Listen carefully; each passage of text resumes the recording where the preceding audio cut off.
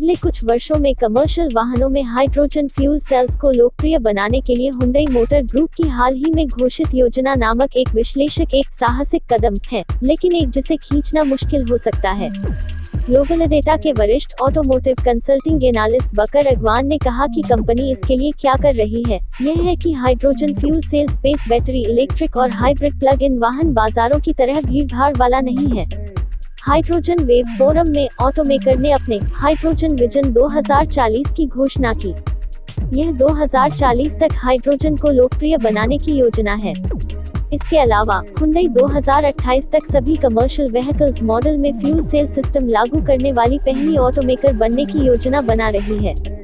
योजना के हिस्से में 2030 तक बैटरी इलेक्ट्रिक वाहनों की तुलना में फ्यूल सेल इलेक्ट्रिक वाहन का मूल्य बिंदु बनाना शामिल है। यह 2023 में अगली पीढ़ी के फ्यूल सेल सिस्टम 100 किलोवाट और 200 किलोवाट वेरिएंट पेश करेगा। यह भी घोषणा की फ्यूचर की उत्पाद अवधारणाएं फ्यूल सेल टेक्नोलॉजी की विशेषता है, जैसे उच्च प्रदर्शन वाली स्पोर्ट्स कार और आपात स्थिति के लिए वाहन और फ्यूल सेल से लैस बचाव मिशन है। हुंडई की घोषणा कंपनी द्वारा एक साहसिक कदम है, अगवान ने डेटा और एनालिटिक्स कंपनी द्वारा जारी एक रिपोर्ट में कहा। हालांकि प्रथम दृष्टया प्रेजेंट में पूरी तरह से इलेक्ट्रिक कमर्शियल वाहनों, विशेष रूप से ट्रकों के लिए सीमित आपूर्ति मांग के रुझान को देखते हुए लक्ष्य को प्राप्त करना कठिन लग रहा है। हुंडई की योजना का लक्ष्य कार्बन न्यूट्रलिटी हासिल करना है और हाइड्रोजन आधारित वाहन उस स्ट्रैटेजी की कुंजी हैं। उन्होंने कहा कि वह ऐसे वाहनों को कमर्शियल ट्रांसपोर्टेशन सिस्टम का हिस्सा देखना चाहता है।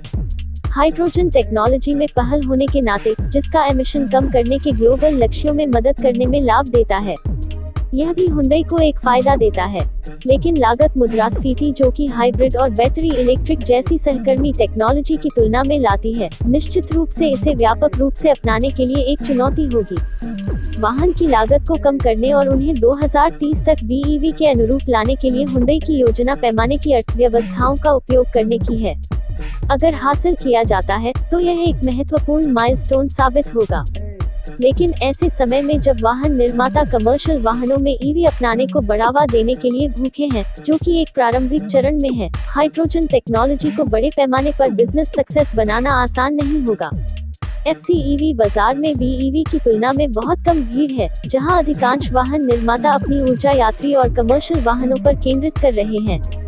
यह हुंडई के लिए जीत साबित हो सकती है।